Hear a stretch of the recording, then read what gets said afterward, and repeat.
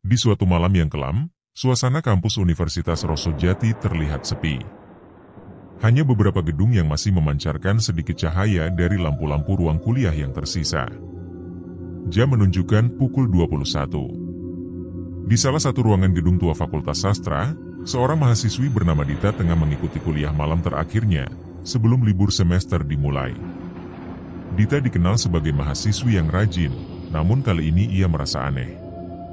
Bukan hanya karena jumlah mahasiswa yang mengikuti kuliah semakin sedikit, tapi juga karena suasana di kampus terasa lebih mencekam dari biasanya. Dosen Pak Seno baru saja memberikan materi tentang mitologi dan legenda urban di Indonesia, topik yang seharusnya menarik minat Dita. Namun, sejak beberapa menit terakhir, pikirannya melayang-layang.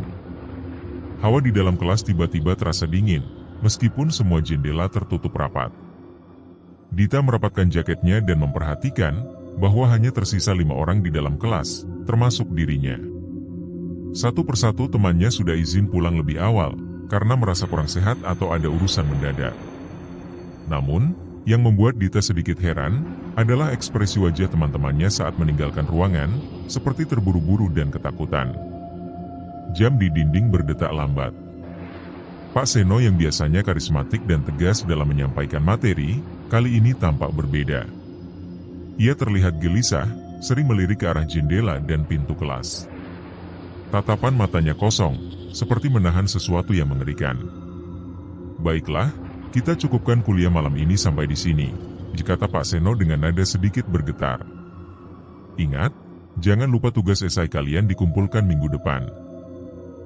Dita merasa lega, tapi ada sesuatu yang ganjil dalam suaranya. Saat ia berkemas, tiba-tiba lampu ruangan berkedip-kedip, disusul suara pintu kelas yang terbanting keras. Bruak! Semua mata tertuju ke arah pintu yang tiba-tiba tertutup dengan sendirinya. Jantung Dita berdegup kencang. "Siapa yang menutup pintunya?" Bisik salah satu mahasiswi, Rani, yang duduk di depan Dita. Dita berdiri dan melangkah pelan menuju pintu, tapi sesuatu menghentikannya. Dari sudut matanya, ia melihat bayangan hitam bergerak cepat di pojok ruangan. Ia berbalik, tapi tak ada apa-apa. Ruangan terasa semakin sempit dan udara semakin pengap. Pak Seno yang tadinya duduk di meja dosen, tiba-tiba berdiri dengan kaku. Wajahnya pucat pasi, dan mulutnya mengeluarkan suara serak. "Kalian tidak boleh keluar malam ini," ucap Pak Seno dengan nada dingin. Ruangan itu mendadak senyap. Semua mahasiswa terdiam, terpaku pada sosok dosen mereka yang tiba-tiba tampak asing.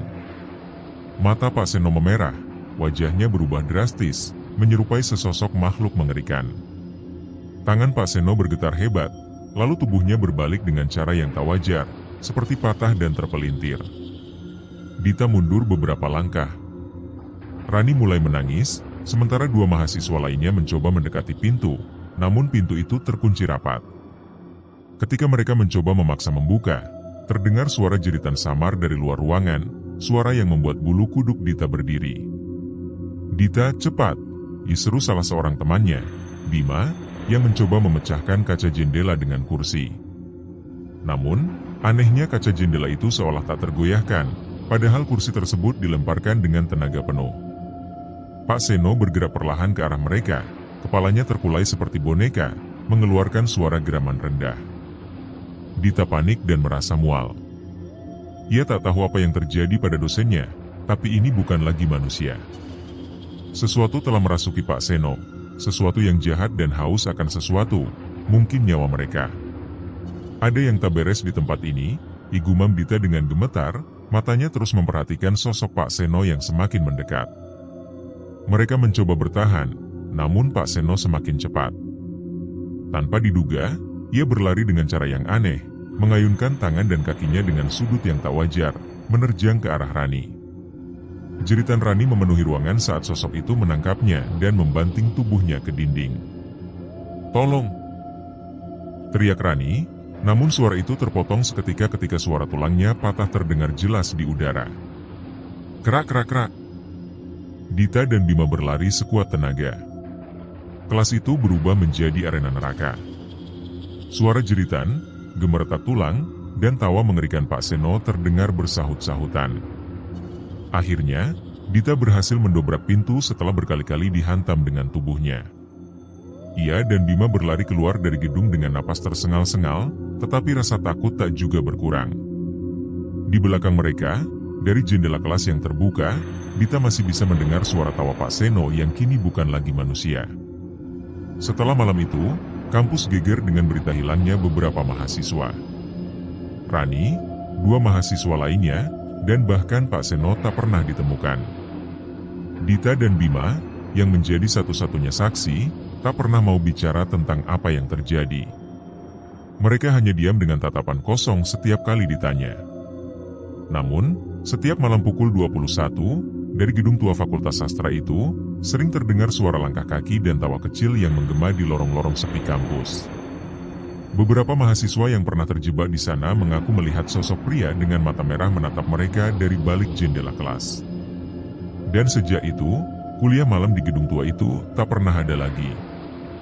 Sebelum cerita video ini berlanjut, kami mohon dukungan para penonton untuk memberikan subscribe, like dan menyebarkan video ini sebanyak mungkin, sehingga memotivasi kami untuk membuat cerita video yang lebih menyeramkan, menakutkan, menarik, dan memberikan pesan-pesan positif dalam berkehidupan. Meski kuliah malam di gedung Fakultas Sastra tak pernah diadakan lagi, misteri yang menyelimuti kejadian tersebut tidak berakhir begitu saja. Setiap kali ada mahasiswa yang menyinggung insiden hilangnya Rani, 2 mahasiswa lainnya, dan Pak Seno, selalu ada peringatan dari para dosen atau petugas kampus untuk tidak membahasnya lebih jauh. Kampus berusaha menutup-nutupi peristiwa itu, seakan ingin melupakan, tetapi rumor di kalangan mahasiswa tetap menyebar. Dita dan Bima, yang masih dihantui oleh apa yang mereka alami malam itu, berusaha menjalani hari-hari mereka seperti biasa. Namun, sejak kejadian itu, hidup mereka tidak pernah sama lagi. Setiap malam, Dita sering terbangun dari mimpi buruk yang selalu sama, bayangan Pak Seno dengan wajah menyeramkan, tangan yang panjang dan terpuntir, serta tawa mengerikan yang selalu menggema di pikirannya. Suatu malam, beberapa bulan setelah kejadian itu, Dita menerima pesan misterius di ponselnya. Pesan tersebut hanya berisi satu kalimat yang membuat darahnya berdesir dingin. "Kembali ke gedung tua, kamu belum selesai." Jari-jari Dita gemetar saat membaca pesan itu. Nomor pengirim tak dikenalnya, dan yang lebih membuatnya ketakutan, adalah fakta bahwa pesan itu dikirim pada pukul 21 tepat, waktu yang sama saat terjadinya insiden malam itu. Dita mencoba meyakinkan dirinya, bahwa ini hanya lelucon. Mungkin ada seseorang yang mengetahui tentang kejadian itu dan mencoba menakut-nakutinya. Namun, perasaan cemas tak bisa diabaikan. Keesokan harinya, Dita memutuskan untuk menemui Bima. Ketika sampai di rumah Bima, suasana rumah itu terasa ganjil. Pintu depan terbuka sedikit, dan dari dalam terdengar suara samar-samar, seperti seseorang berbicara sendiri. Dengan hati-hati, Dita melangkah masuk dan memanggil nama Bima. "Bima, kamu di rumah?" Tak ada jawaban. Dita mendekati ruang tamu, dan di sana, ia melihat Bima duduk di kursi. Wajahnya pucat dengan pandangan kosong mengarah ke layar televisi yang menyala, namun tidak menampilkan apa-apa selain layar hitam. "Bima, kamu baik-baik saja?" ditanya Dita sambil menyentuh bahunya. Namun, ketika ia menyentuhnya, Bima tersentak dan berbalik dengan mata penuh ketakutan. "Dita, kenapa kamu di sini?" Suaranya terdengar panik. "Kamu gak seharusnya ada di sini, mereka akan tahu." "Mereka? Siapa yang kamu maksud, Bima? Apa yang terjadi?" ujar Dita bingung. Bima menatap Dita dengan ekspresi ngeri. "Kita gak seharusnya selamat, Dita. Mereka datang untuk kita. Mereka marah karena kita berhasil keluar malam itu. Mereka menuntut yang tertinggal." "Tertinggal?" Dita mengernyit, mencoba memahami kata-kata Bima. Tapi sebelum sempat bertanya lebih jauh, terdengar suara gemerisik aneh dari arah pintu belakang rumah Bima, seperti langkah kaki yang pelan namun berat. Bima segera berdiri, wajahnya penuh kepanikan. "Mereka sudah di sini," bisiknya dengan suara tercekik. "Kita harus pergi sekarang." Tanpa menunggu jawaban, Bima menarik Dita keluar dari rumahnya, meninggalkan pintu terbuka begitu saja. Mereka berlari ke arah motor Dita yang terparkir di depan, namun ketika mereka hendak menyalakannya, suasana di sekitar tiba-tiba terasa mencekam. Angin dingin bertiup kencang, dan suara-suara aneh mulai terdengar dari sekeliling mereka, seperti bisikan-bisikan samar yang datang dari segala arah. "Kamu dengar itu, Dita?" tanya Bima dengan suara bergetar. "Mereka memanggil kita." Dita merasa kepalanya berputar. Bisikan-bisikan itu semakin jelas dan tak asing lagi. Itu adalah suara-suara yang pernah ia dengar di malam kejadian, suara jeritan dan tawa Pak Seno. Suasana di sekitar mereka berubah menjadi dingin dan suram, seperti malam itu. Langit yang tadinya cerah tiba-tiba mendung, dan kabut tipis mulai menyelimuti area sekitar.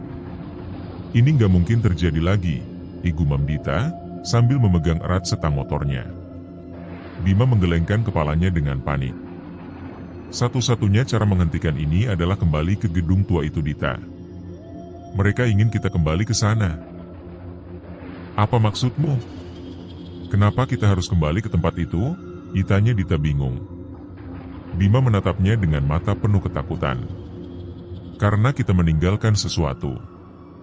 Pak Seno atau apapun itu yang mengambil alih tubuhnya, dia belum selesai dengan kita. Ada yang belum tuntas malam itu." Dita merasa seluruh tubuhnya lemas, tapi di dalam hatinya, ia tahu Bima mungkin benar. Pesan misterius yang diterimanya, bisikan-bisikan yang mengikutinya, dan rasa takut yang tak pernah hilang sejak malam itu, semuanya tampak saling berhubungan. Dengan berat hati, Dita dan Bima memutuskan untuk kembali ke gedung tua Fakultas Sastra. Mereka tahu risiko yang akan mereka hadapi, tapi tidak ada pilihan lain. Saat mereka tiba di kampus, suasana begitu sepi dan sunyi, hanya suara angin yang berdesir di antara pepohonan. Gedung tua itu berdiri di sana, tampak lebih gelap dan mencekam daripada sebelumnya. Dengan langkah pelan dan penuh rasa takut, mereka mendekati pintu gedung. Saat tangan Dita menyentuh kenop pintu, terdengar suara tawa kecil yang familiar, suara tawa Pak Seno, bergema dari dalam. Dita menarik napas panjang, tangannya gemetar saat memutar kenop pintu gedung tua Fakultas Sastra. Pintu tua itu berderit pelan kriet, membuka dengan suara yang membuat bulu kuduknya berdiri. Di balik pintu, koridor panjang yang gelap menanti mereka, hanya disinari sedikit cahaya dari lampu yang berkedip-kedip di ujung lorong. "Dita, kamu yakin mau masuk?" bisik Bima di belakangnya, suaranya penuh ketakutan. Ia menahan napas, seolah tahu apa yang menunggu di balik kegelapan itu. "Kita nggak punya pilihan," jawab Dita pelan. Ia merasakan udara dingin merayap di punggungnya. Sejak malam kelam itu, Dita tahu hidupnya tidak akan pernah tenang. Ada sesuatu di dalam gedung ini yang belum selesai, sesuatu yang menuntut kehadiran mereka. Dengan langkah hati-hati, mereka masuk ke dalam gedung. Setiap langkah mereka terasa berat, seperti ada beban tak kasat mata yang menarik mereka kembali. Lantai koridor itu berdebu dan dindingnya dipenuhi coretan-coretan yang entah kapan muncul. Tapi yang paling aneh, adalah suhu udara di dalam gedung yang semakin menurun, jauh lebih dingin dari udara malam di luar. Saat mereka sampai di depan pintu kelas tempat tragedi itu terjadi, dada Dita serasa hampir meledak. Pintu kelas itu terlihat persis seperti yang terakhir ia ingat, tertutup rapat, dengan suasana mencekam yang memancar dari baliknya. Tidak ada suara, tidak ada gerakan, hanya sunyi yang menggema. "Ayo kita selesaikan ini," ujar Dita sambil menatap pintu kelas yang terasa seperti gerbang menuju neraka. Ia merasa tubuhnya hampir lumpuh oleh ketakutan, namun langkah-langkahnya terus memaksa maju. Bima mengangguk, meski wajahnya pucat pasi. Mereka berdua tahu, begitu pintu itu terbuka, tidak ada jalan kembali. Dita meraih kenop pintu dengan tangan yang gemetar. Ketika pintu terbuka, sebuah bau busuk menyeruak keluar, begitu kuat hingga membuat mereka tersedak. Dita langsung menutup hidungnya dengan sapu tangan miliknya, mencoba menahan rasa mual yang datang seketika. Bau itu mengingatkannya pada sesuatu yang sudah mati sejak lama, busuk dan menjijikkan. Di dalam kelas, suasana gelap. Hanya ada sedikit cahaya dari lampu lorong yang menerobos masuk, cukup untuk menampakkan meja-meja dan kursi yang tertata berantakan. Tetapi ada sesuatu yang berbeda kali ini. Di tengah ruangan, tepat di tempat Pak Seno dulu berdiri, sebuah sosok hitam terlihat melayang di udara. Sial, desis Bima, mundur beberapa langkah, namun Dita menarik tangannya. Sosok itu mulai bergerak, perlahan-lahan mendekat ke arah mereka. Wujudnya samar, seperti bayangan tebal yang berkabut. Namun, satu hal yang pasti, dua bola mata merah menyala terlihat menatap mereka dari kegelapan, tepat seperti yang Dita ingat. Itu adalah mata Pak Seno. Atau apapun yang telah mengambil alih tubuhnya. Kenapa kalian kembali? Suara serak dan berat terdengar dari sosok itu, membuat udara di sekitar mereka bergetar. Kalian tidak diizinkan pergi malam itu. Dita merasa jantungnya seolah berhenti. Sosok itu bergerak lebih dekat, meski kakinya tak menyentuh lantai. Pak Seno atau makhluk yang menyerupai dirinya, melayang hanya beberapa meter di depan mereka, matanya terus memancarkan cahaya merah yang menakutkan. Kami gak mau terlibat lagi, diteriak Bima, suaranya pecah oleh ketakutan. Kami cuma mau menyelesaikan ini. Apa yang kamu inginkan? Sosok itu tersenyum, sebuah senyum yang dingin dan penuh kebencian. Yang kuinginkan? Kalian meninggalkan sesuatu. Nyawa kalian seharusnya berakhir di sini, malam itu. Kalian lari, tapi tak bisa selamanya. Dita merasa tubuhnya gemetar hebat. Ia mulai sadar, mereka memang seharusnya mati malam itu. Tapi mereka berhasil lolos. Dan sekarang, sesuatu di tempat ini menginginkan bayaran. Kalau begitu, ambil nyawa kami. Dita berteriak tanpa sadar. Matanya terbakar oleh ketakutan dan rasa bersalah. Biar semuanya selesai. Tapi lepaskan kami dari mimpi buruk ini.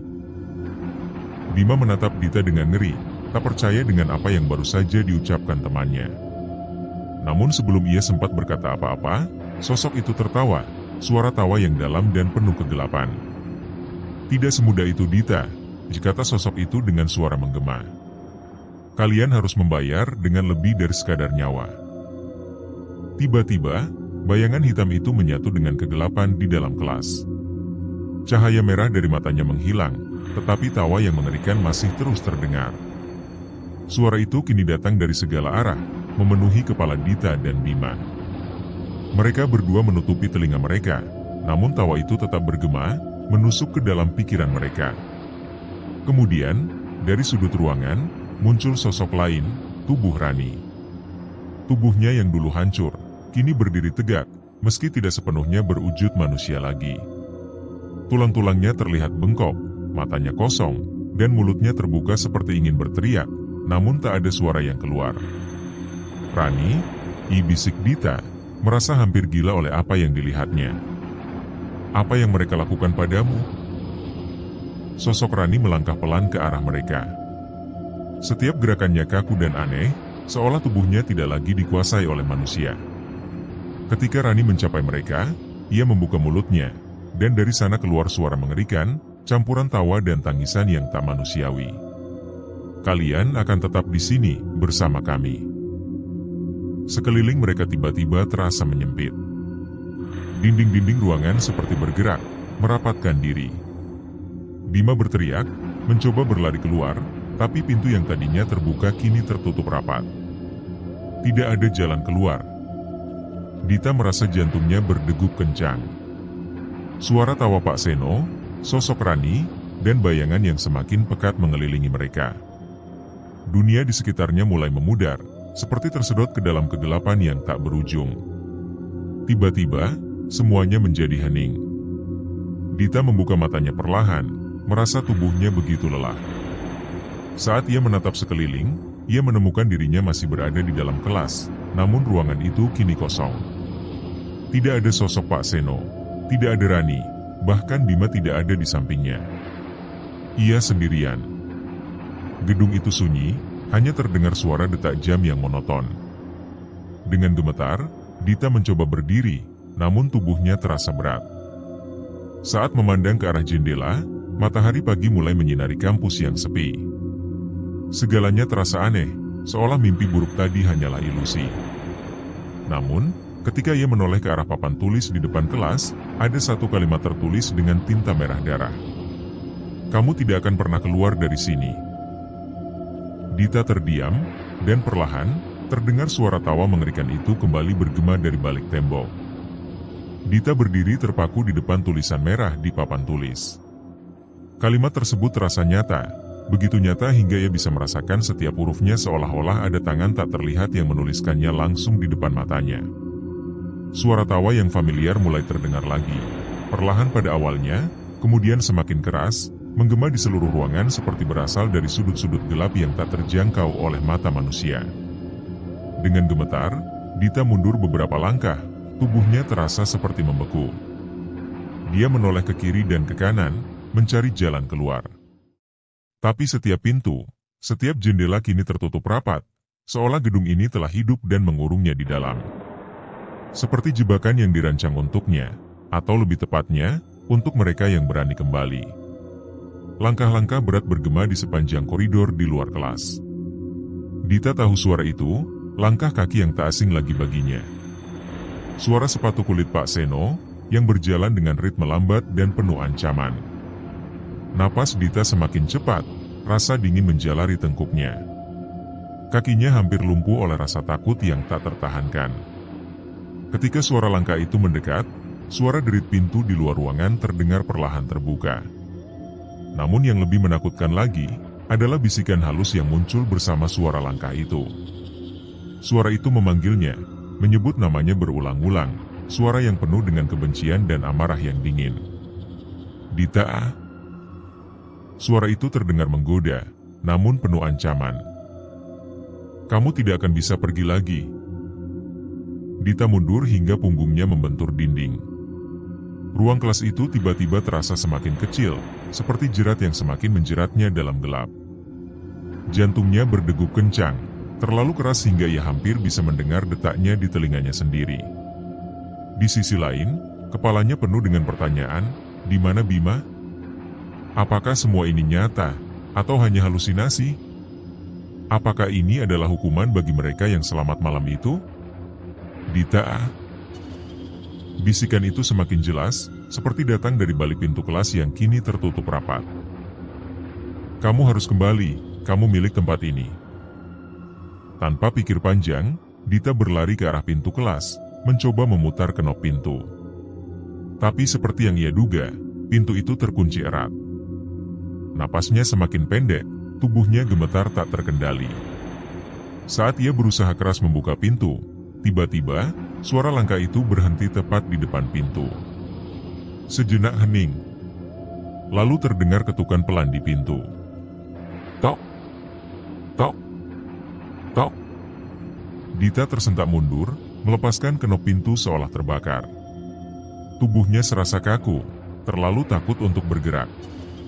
Ketukan itu terus terdengar, semakin keras, semakin cepat, seperti ada sesuatu di balik pintu yang ingin masuk atau keluar. Dita bukakan pintunya, suara berat Pak Seno terdengar dari balik pintu. Kamu tahu ini harus selesai. Jangan buat ini lebih sulit. Air mata mulai mengalir dari mata Dita. Ia tak sanggup lagi menahan rasa takut yang meluap-luap. Ketika ia berpikir untuk menyerah, sesuatu di dalam dirinya mendorongnya untuk tetap bertahan. Dia ingat Rani, ingat malam mengerikan itu, ingat Bima yang mungkin masih terjebak entah di mana. Ia harus melawan. Dengan napas yang terengah-engah, Dita meraih sebuah kursi dan mengangkatnya setinggi mungkin. Ia tahu kaca di jendela itu selalu terlalu kuat untuk dipecahkan, tetapi ia tak punya pilihan lain. Ia mengayunkan kursi itu sekuat tenaga ke arah jendela. Sekali, dua kali, tiga kali. Suara retakan akhirnya terdengar. Kaca itu mulai pecah. Retakannya merambat seperti sarang laba-laba yang menyebar di seluruh permukaan. Dita terus memukul, meskipun tangannya mulai sakit dan lelah. Sementara itu, ketukan di pintu semakin keras, seolah sesuatu di baliknya semakin putus asa untuk masuk. Dengan satu pukulan terakhir, jendela itu pecah berkeping-keping. Udara malam yang dingin menerobos masuk, membawa serta sedikit harapan bagi Dita. Tanpa pikir panjang, ia naik ke atas meja, berusaha memanjat keluar dari jendela itu.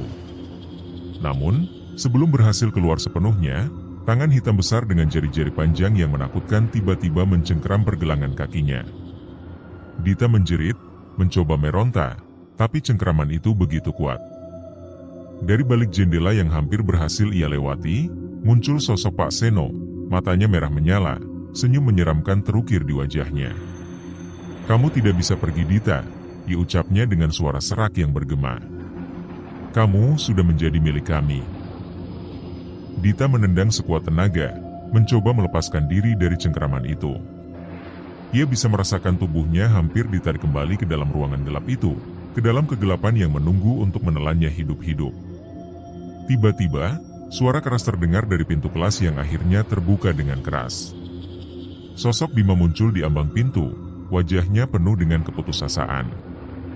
Ia berlari ke arah Dita dan menarik tangannya dengan sekuat tenaga, mencoba melepaskannya dari cengkeraman Pak Seno.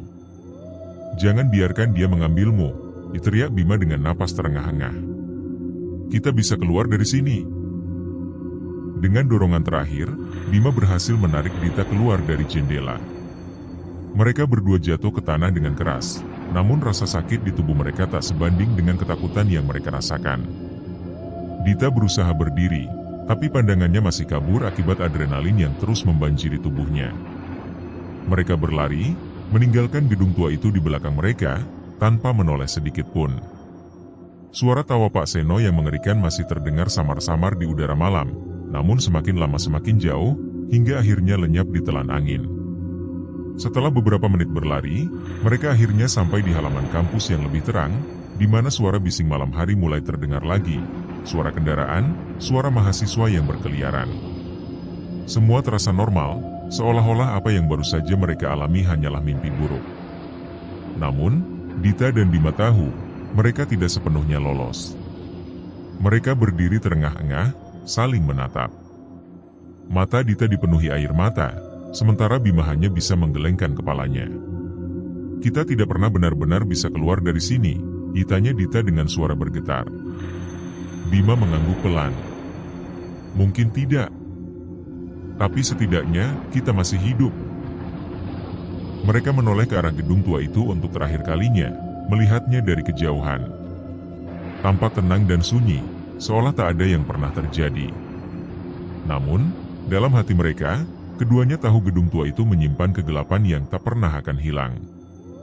Dan suatu saat, mungkin, mereka harus kembali lagi untuk menghadapi teror yang belum selesai. Tapi malam ini, mereka memilih untuk pergi, meninggalkan semua di belakang, setidaknya untuk sementara waktu. Dita dan Bima berjalan menjauh dari gedung tua itu, mencoba menenangkan diri, tapi mereka tahu sesuatu masih mengintai di balik dinding-dinding yang sunyi. Langkah mereka semakin pelan, seolah energi mereka terkuras oleh ketakutan dan pelarian yang barusan terjadi. Meski suara tawa Pak Seno sudah lenyap, bayangannya masih melekat di pikiran mereka. "Kita harus apa sekarang?" ditanya Bima dengan napas masih tersengal-sengal. Matanya terus menoleh ke arah gedung tua, seakan takut sosok itu akan muncul lagi kapan saja. Dita diam, merenung. Dia tahu ini belum selesai, tapi tidak ada jawaban yang pasti. Semua yang terjadi terasa seperti mimpi buruk yang tak akan berakhir. "Aku nggak tahu Bima. Tapi aku nggak bisa hidup terus seperti ini. Setiap malam, setiap kali aku menutup mata, bayangan itu selalu muncul." "Suara tawa itu selalu ada," jawab Dita sembari memandang kerlip bintang di langit malam. Bima mengangguk, tatapannya suram. "Aku juga merasa begitu. Kita pikir kita berhasil lolos waktu itu, tapi nyatanya kita nggak pernah benar-benar bebas. Mereka masih di sini, Dita. Mereka masih mengawasi." Mereka melanjutkan berjalan menuju parkiran motor. Suasana kampus kembali normal, mahasiswa-mahasiswa yang berjalan dengan santai, tertawa, seolah tidak ada yang salah. Tapi bagi Dita dan Bima, dunia terasa berbeda, lebih suram dan gelap. Segala sesuatu di sekitar mereka tampak asing dan mengancam. Tepat saat mereka mencapai motor, ponsel Dita berdering. Suara itu membuatnya terkejut, seolah-olah bunyi itu berasal dari dunia yang jauh. Ia merogoh tasnya dan mengeluarkan ponsel. Di layar, tertera nomor tak dikenal. Tangan Dita gemetar saat menerima panggilan itu. Halo? Tak ada jawaban. Hanya suara napas berat yang terdengar dari ujung sana. Suara napas itu sangat familiar, seperti seseorang yang pernah ia kenal. Halo? Siapa ini? Diulang Dita, meski hatinya sudah tahu jawabannya. Lalu, suara tawa itu terdengar lagi, tawa serak dan dingin yang langsung memutar kembali ingatan-ingatan mengerikan di kepalanya. Suara tawa Pak Seno. Kalian bisa lari, tapi kalian tidak akan bisa sembunyi. Ia ucap suara di telepon, begitu dingin dan menusuk hingga membuat darah Dita membeku. Aku selalu bisa menemukan kalian. Telepon itu langsung terputus, meninggalkan Dita berdiri dalam kebisuan. Tangan Dita masih memegang ponsel, tapi seluruh tubuhnya terasa lumpuh oleh ketakutan. Ia memandang Bima, yang wajahnya juga dipenuhi kecemasan setelah melihat reaksi Dita. Apa yang dia katakan? Tanya Bima pelan, meski ia mungkin sudah bisa menebak jawabannya. Dita menelan ludah, mencoba meredakan gumpalan takut yang terasa menyesakkan tenggorokannya. Dia bilang kita tidak bisa sembunyi. Dia akan selalu menemukan kita. Wajah Bima berubah pucat. Apa ini berarti? Dita hanya mengangguk. Mereka tak perlu berkata lebih banyak. Ancaman itu sudah jelas. Mereka mungkin berhasil lolos dari gedung tua itu malam ini, tapi tidak ada jaminan mereka bisa lepas sepenuhnya dari teror yang menunggu. Pak Seno atau apapun sosok kegelapan yang telah mengambil alih tubuhnya, masih terus memburu mereka. Makhluk kegelapan itu tidak akan pernah membiarkan mereka bebas. Jadi, apa kita akan lari lagi? Bima terdengar tak yakin, matanya memandang Dita dengan putus asa. Dita menghela napas panjang. Lari bukan lagi pilihan. Setiap pelarian hanya akan menunda hal yang tak terelakkan. Jika mereka terus kabur, mereka akan terus diburu. Dalam mimpi, dalam kenyataan, setiap detik akan diwarnai oleh teror yang tak berujung. Dan, semakin lama mereka bersembunyi, semakin kuat kekuatan gelap itu menguasai hidup mereka. Tidak Bima, kata Dita akhirnya, suaranya penuh tekad, meskipun tubuhnya masih bergetar oleh rasa takut. Kita tidak bisa terus lari. Kita harus menghadapinya. Bima menatapnya dengan kaget, tidak percaya. Menghadapinya? Kamu serius, Dita? Kita bahkan gak tahu apa yang kita hadapi. Dita tahu Bima benar. Mereka tidak tahu apa yang sebenarnya sedang terjadi, tidak tahu apa yang terjadi pada Pak Seno, Rani, atau gedung tua itu. Tapi satu hal yang pasti, mereka tidak bisa terus membiarkan teror ini menghantui hidup mereka selamanya. Karena itu, mereka harus mencari jawabannya, menemukan cara untuk menghentikan semua ini sebelum hidup mereka benar-benar hancur. Aku serius, dijawab Dita mantap. Kalau kita terus lari, kita hanya akan memberi mereka lebih banyak kekuatan untuk menghancurkan kita. Kita harus kembali dan mencari tahu apa yang sebenarnya terjadi. Ada sesuatu di gedung itu, sesuatu yang tersembunyi. Dan kalau kita tidak menghadapinya, kita tidak akan pernah bebas. Bima terdiam sejenak, merenungkan kata-kata Dita. Jadi, kita kembali lagi ke sana. Dita mengangguk pelan. Tapi kali ini kita harus siap. Kita harus tahu apa yang kita hadapi.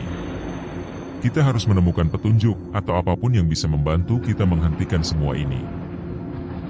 Bima menghela napas panjang. Terlihat jelas dia takut, namun pada saat yang sama dia tahu Dita benar. Baiklah, katanya akhirnya, meski suara gemetar menunjukkan betapa berat keputusan itu baginya. Tapi kita nggak bisa melakukannya sendiri. Kita butuh bantuan. Dita memikirkan hal itu. Siapa yang akan percaya pada cerita mereka?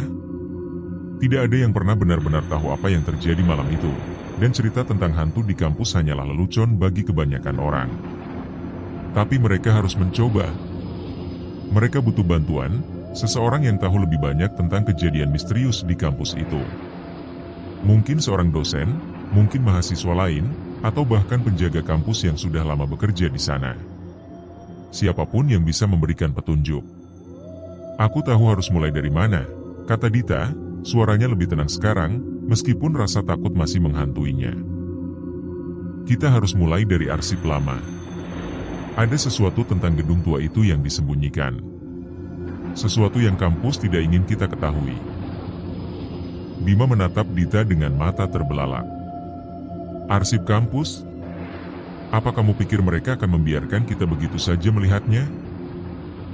Tidak, jawab Dita sambil tersenyum tipis. Tapi kita tidak punya pilihan lain. Dan dengan tekad baru, Dita dan Bima sepakat untuk mencari kebenaran, bahkan jika itu berarti mereka harus kembali ke gedung tua itu. Sesuatu sedang menunggu mereka di sana, rahasia yang belum terungkap, dan mungkin jalan untuk mengakhiri semua ini. Bagaimana nasib Dita dan Bima selanjutnya? Semua itu akan terjawab pada seri kedua mendatang. Bersambung.